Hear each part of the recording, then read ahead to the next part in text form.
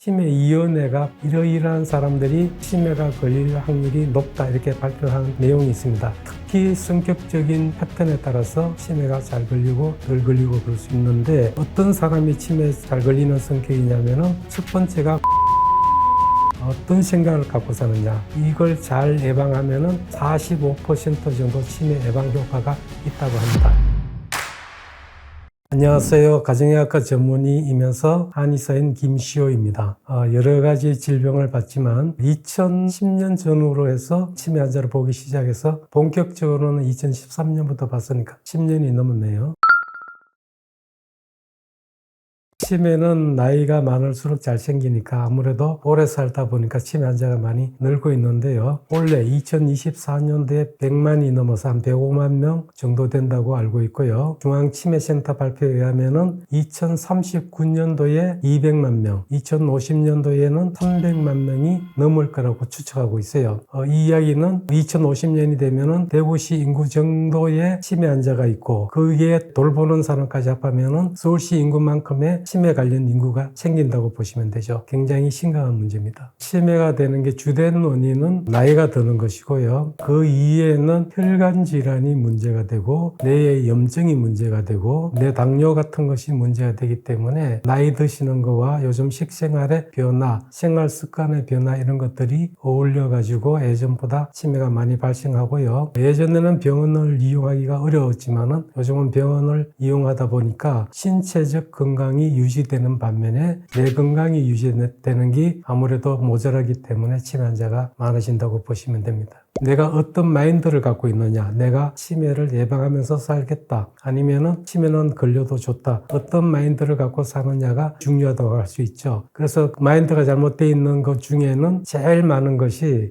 나이 드신 사람들이 뭐라고 이야기하느냐면은 우리 나이는 다 그래 이런 이야기를 많이 하는데요. 우리 나이에 다 그래 그런 거는 그 나이에 그렇게 나빠진 사람은 많은데 그렇다고 그게 괜찮다는 것은 아닙니다. 다시 이야기하면은 내 나이에는 다 그래에 들어간다면은 평균 이하일 가능성이 많고요. 평균 이하면은 평균 수명 나이인 남자가 81세가 되거나 여자가 87세가 되면은 이미 반은 운명했다는 이야기죠. 내가 운명했을 가능성이 많고 또 생존에 있더라도 그 생존자의 3분의 1은 치매가 되었을 가능성이 큽니다. 그러니까 내 나이에 다 그래 하는 거는 당장은 괜찮겠지만은 더 나이가 드시면은 치매가 되거나 남들보다 오래 살지 못할 가능성이 많기 때문에 절대 내 나이에는 다 그래에 들어가면 안 됩니다. 내 나이보다 훨씬 똑똑해야 앞날이 창창합니다. 란셋의 치매위원회가 발표한 이러이러한 사람들이 치매가 걸릴 확률이 높다 이렇게 발표한 내용이 있습니다. 14가지 병과 어떤 상태이고 이걸 잘 예방하면은 45% 정도 치매 예방 효과가 있다고 합니다. 어릴 때는 조기 교육이 굉장히 중요하고요. 이게 한 5% 정도 영향을 미치고 중년기에 접어들면은 LDL 콜레스테롤이 높은 게 안 좋습니다. 혈액순환 장애를 일으키는 LDL 콜레스테롤을 잘 관리하셔야 되고 그게 7%. 그리고 청력소실. 청력소실은 뇌를 자극하는 아주 기본적인 자극입니다. 이게 없어지면은 7% 정도 치매가 걸 확률이 높기 때문에 중년기에 귀가 잘 안 들린다면은 보청기를 쓰시든지 시청각적인 자극을 꼭 줘야 됩니다. 그리고 우울증, 외상성 뇌 손상, 신체적 활동 부족, 당뇨병, 흡연, 고혈압, 비만, 폭주 이런 것들이 이제 중년기에는 굉장히 큰 영향을 미치고요. 나이가 드신 노년기에는 사회적 고립, 아주 이게 독거노인이라든지 혼자 이렇게 외톨이처럼 사시면은 굉장히 안 좋습니다. 그러니까 독거노인이 안 좋고 한 5%, 그리고 공해가 한 3% 정도. 2019년도에는 없었는데 이번에 눈이 멀게 되면은 또 치매 발병의 한 2% 정도. 그러니까 이렇게 14가지 질병 상태를 잘 관리를 해오면은 치매 100명이 발병하는 사람 중에 45명 정도가 예방이 될 수 있고요. 여기에는 수면 부족이라든지 휴식이라든지 스트레스라든지 이런 여러 가지 또 교정 가능한 부분이 있기 때문에 이런 것까지 합하면은 훨씬 더 많은 치매를 예방할 수 있습니다. 그러니까 미리부터 치매 예방 노력을 열심히 하시는 게 답입니다. 어떤 사람이 치매에 잘 걸리는 성격이냐면은 첫 번째가 고얀 리스트입니다. 고얀 리스트는 화를 잘 내고 성격이 고약하고 이런 건 이제 고약한 사람이죠. 고얀 리스트가 치매가 되기 쉽고, 그리고 귀차한 리스트. 귀차한 리스트는 이제 모든 게 귀찮은 거니까 우울증일 수도 있고, 또 모든 거를 쉽게 그냥 아무렇게나 하려다 보면 알츠하이머 치매도 잘 걸릴 수 있습니다. 그리고 막힌 리스트가 있는데, 막힌 사람은 이렇게 융통성이 없는 거죠. 그러니까 융통성이 없으면은 그것 또한 치매가 되기 쉽고요. 성격하고 조금 다르지만은 행동이 굼뜬 사람은 파킨슨 치매나 레비소체 치매 쪽으로 가기가 쉬운 면이 있고요. 그러고는 이제 뭐 따져보면은 말을 적게 하는 사람도 치매가 잘 걸릴 수가 있는데요. 전철을 타고 가거나 이럴 때 보면은 목소리가 큰 사람들이 있어요. 그게 남에게 피해를 주지만은 그렇게 목소리 크고 열심히 떠드는 사람이 또 치매에 좀 덜 걸리는 경향은 있습니다. 이런 성격적인 패턴에 따라서 치매가 잘 걸리고 덜 걸리고 그럴 수 있습니다. 스트레스가 만병의 근원이라고 그러기도 하죠. 스트레스가 많으면 머리에 스트레스 호르몬인 코티졸이라는 게 많이 나올 수 있고, 또 카테콜아민이라는 게 이제 물론 부신에서 많이 만들어지고 뇌에서도 만들어지지만 카테콜아민이 많이 나올 수 있습니다. 코티졸이 많이 나오면은 해마가 위축돼 가지고 기억력이 떨어질 수 있고요. 또 전두엽을 약하게 하면은 어떤 생각을 하거나 판단을 하거나 결정을 하거나 이런 어떤 행동을 하기 전에 우리가 생각하고 판단하고 일처리 하는 능력도 떨어질 수 있습니다. 그래서 스트레스가 코티졸을 많이 분비해서 그런 면이 있고요. 그러고는 카테콜아민을 많이 분비해서 그러기도 하고, 그러고 스트레스가 많으면은 우리 몸에 기본신경망이라고 있습니다. 집중신경망이라는 게 있고 기본신경망이라는 게 있는데, 기본신경망은 만일에 스트레스가 많으면은 남의 이야기도 안 듣고 자기만 이렇게 막 정신없이 그냥 어쩔 줄 몰라 하죠. 그게 기본신경망이 흥분되어 있는 상태입니다. 그래서 기본신경망이 흥분되면은 우울증이 되기가 쉽고, 이런 이유들로 해서 스트레스가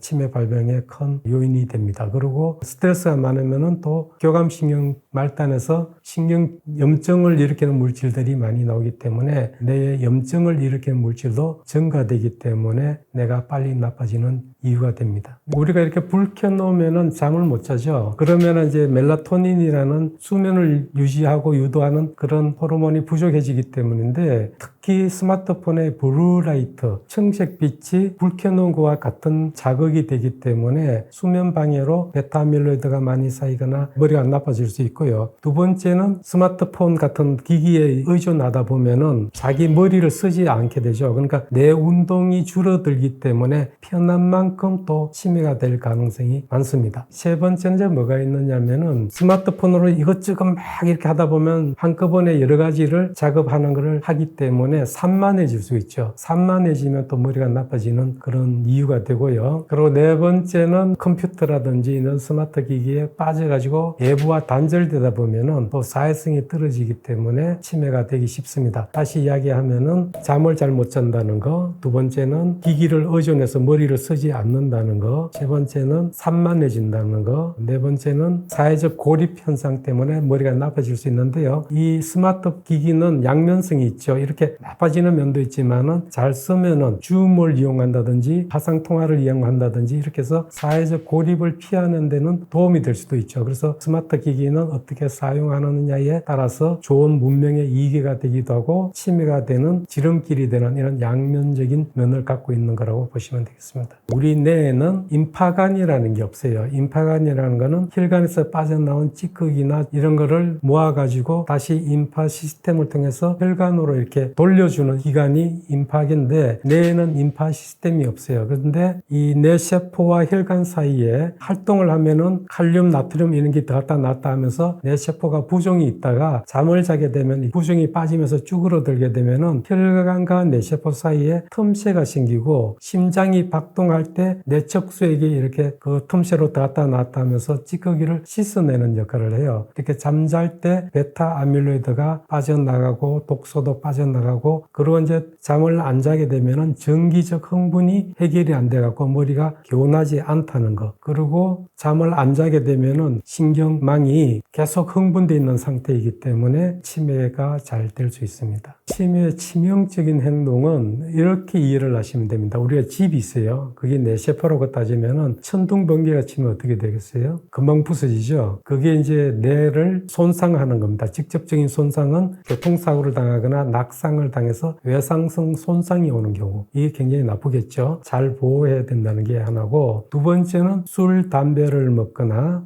또 뭐 공해가 나쁜 데 있으면은 그 나쁜 물질이 머리를 또 나쁘게 하죠. 화학적 손상이라 그래요. 그리고 세 번째는 정신적 스트레스를 많이 받게 되면은 뇌가 빨리 나빠지는 거기 때문에 뇌를 보호하는 기능이 떨어진 게 제일 나쁘고, 그 다음에는 머리에 혈액순환이 되지 않게 되는 조건들, 그러니까 가식을 하거나 너무 기름진 걸 드시거나 당분을 많이 먹거나 이런 것들이 혈액순환에 문제가 있기 때문에 안 좋은 거고요. 그러고는 뇌 운동을 안 하는 것도 머리를 나쁘게 하는 겁니다. 머리는 자꾸 자극을 줘야 머리가 좋아지는데 이 자극을 못 받으면 안 좋아지기 때문에 뇌 자극이 중요하다는 거고, 그리고 뇌를 충분히 쓰면은 또 충분히 쉬게 해줘야 되는데 잠을 안 자거나 휴식을 취하지 않는 게 굉장히 나쁘고요. 또 아까 말씀드렸던 것처럼 어떤 생각을 갖고 사느냐, 치매를 예방하면서 살겠다 아니면은 아무렇게나 살겠다, 그 중에서 아무렇게나 살겠다 하는 것이 머리가 나빠지는 아주 결정적인 요인이 될 수 있습니다.